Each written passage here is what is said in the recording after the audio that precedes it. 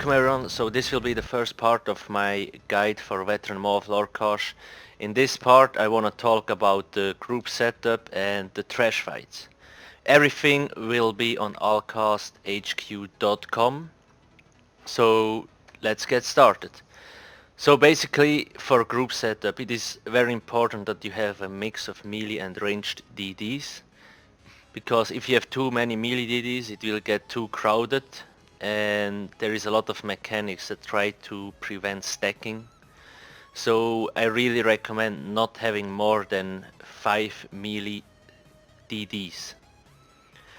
Usually either like Magic Swords or Magic Knife Blades are really good ranged damage dealers. So it's really up to you what you decide, but make sure not to have more than 5 melee DDs. So now about our healers. So we have two healers. So one healer is running Spell Power Cure together with Twilight Remedy, and the other one is running Spell Power Cure with Worm Cult. So basically the healers do support the group a lot with those sets. Spell Power Cure gives more weapon and spell damage. Twilight Remedy has really nice synergy heals plus increased critical damage, and Worm Cult reduces the magical cost of skills. Really helpful for your DDs. Then also make sure that your healers, that one runs Elemental Drain and the other one Siphoning Spirits, because that makes resource management for your Magicka DDs a lot easier because they restore resources. Plus make sure to have spears for the tanks and the damage dealers, can be really helpful. So now our tanks, what are they running? So our first tank is running Tawa's Favor together with Bloodspawn plus Ebony Armor, so the whole group has more health. And then the second tank is running Tawa's Favor, Bloodspawn and Alcast. Alcast is really needed because it reduces armor and spell resistance, so it's a really great set and the tank can use it, it's really helpful. So now let's talk a little bit about the buffs we have in the groups.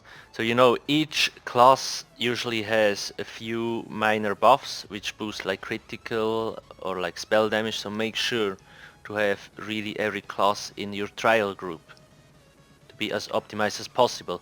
Then for skills, both our healers and tanks use aggressive warhorns on boss fights, and sometimes our Templar healers use Nova on trash fights.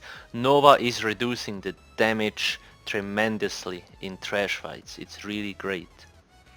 Then in boss fights we always have like 4 aggressive warhorns, and our tanks running Tawa's Favor and Bloodspawn, which means they have huge ulti chain.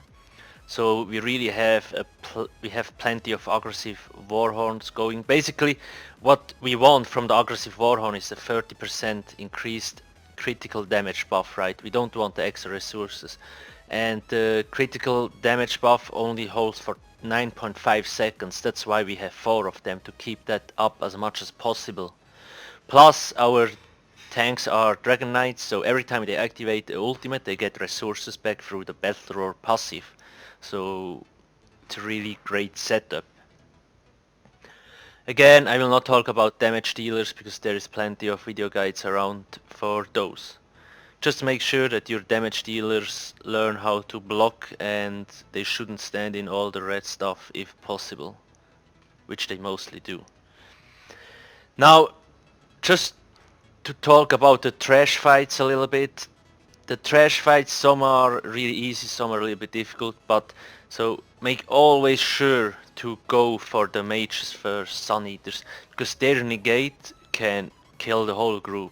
If the healers get negated they can't heal anymore and they deal a shit ton of damage, so you really want to nuke down those Sun Eaters, those mages. Then also make sure that the 2 healers never stack on the same position, because if they get the negate on them they can't heal, so make sure to have them in different positions. For the tanks, always make sure to split the aggro, because one tank usually has the two-hander. The thing with the two-hander enemy is that he gives you a 100% armor debuff, so you want to make sure not to have the two-hander enemy in your group, otherwise he will debuff the whole group with a 100% armor debuff, and then only one mob needs to do a AoE attack and the whole group is dead. So you really want to make sure one tank focuses on the two-hander to keep them away, to keep the two-hander away, and the other tank takes the other mobs.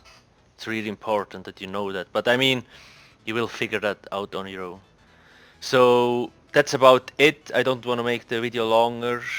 Next video will be up anytime soon for the first boss fight. Thank you for watching and see you soon. Cheers.